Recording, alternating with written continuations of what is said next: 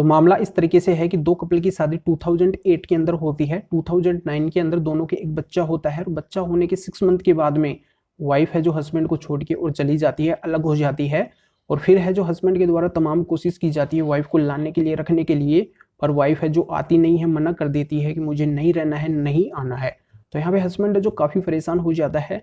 तमाम रास्ते अपनाने के बाद में वाइफ है जो नहीं आती है, तो हस्बैंड के द्वारा फिर लीगल वे में जाया जाता है और एक लीगल नोटिस है जो वाइफ के पास में भिजवाया जाता है लाने के लिए, रखने के लिए 2011 के अंदर।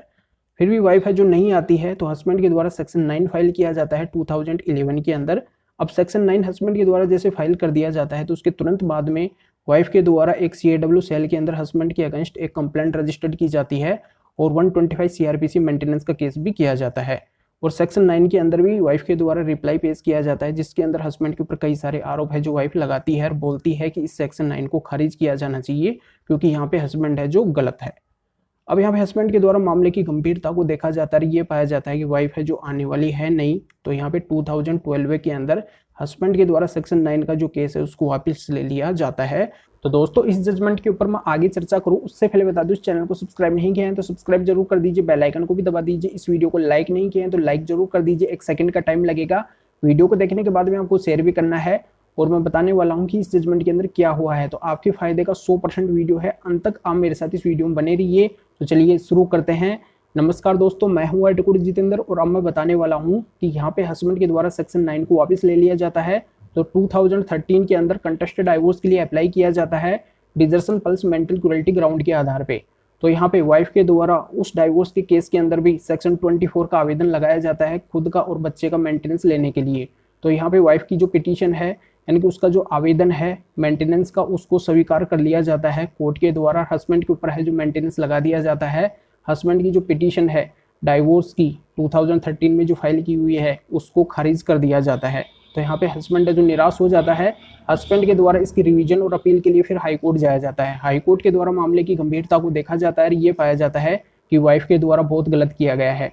यहाँ पे हस्बैंड के द्वारा उसको लाने के लिए, रखने के लिए तमाम कोशिश की गई है, जितने भी रास्ते हैं उसके द्वारा अपनाए गए हैं, फिर भी वाइफ है जो नहीं आई है। तो यहाँ पे मजबूरन है जो हस्बैंड के द्वारा कंटेस्टेड डाइवोर्स के लिए अप्लाई किया गया है।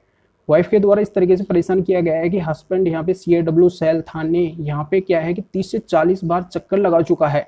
तो एक इज्जतदार पर्सन है जो यहाँ पे एक निष्पक्ष छवि है उसकी, यानी कि उसकी छवि के ऊपर अगर कोई दाग नहीं है और वो अगर इस तरीके से चक्कर लगाता है, तो यहाँ पे पुलिस थाना यानी कि जो CAW सेल वगैरह है वो कोई एक उपयुक्त जगह नहीं होती है।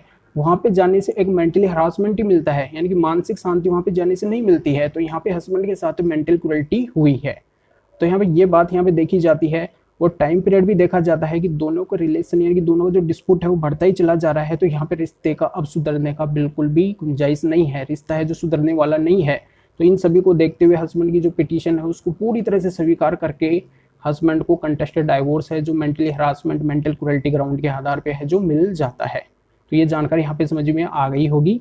तो इस जजमेंट का लिंक है जो इस वीडियो के डिस्क्रिप्शन में दिया गया है, वहाँ पे आप क्लिक करके इसको रीड कर सकते हैं। और 34 पेरा के अंदर माननीय सुप्रीम कोर्ट के 2 जजमेंट है उनका उल्लेख भी किया गया है। के श्रीनिवास वर्सेस दीपा, के श्रीनिवास वर्सेस सुनीता के नाम से है।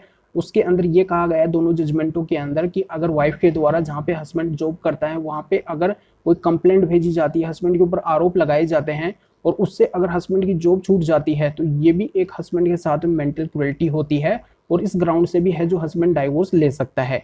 तो ये कुल मिला के 3 जजमेंट है। एक तो ये जजमेंट है ही हाई कोर्ट का, इसके अंदर 2 जजमेंट आपको 34 पेरा के अंदर और मिल रहे हैं जो माननीय सुप्रीम कोर्ट के हैं। तो इन तीनों जजमेंट का फायदा उठा सकते हैं। जानकारी समझ में आ गई होगी। इस वीडियो को लाइक नहीं किया है तो लाइक जरूर करें और शेयर भी कर दीजिए जो और लोगों को भी जानकारी का पता चल सके। तो फिर आगे मिलेंगे आपसे नए वीडियो नए टॉपिक के साथ में। आप सभी का बहुत बहुत धन्यवाद।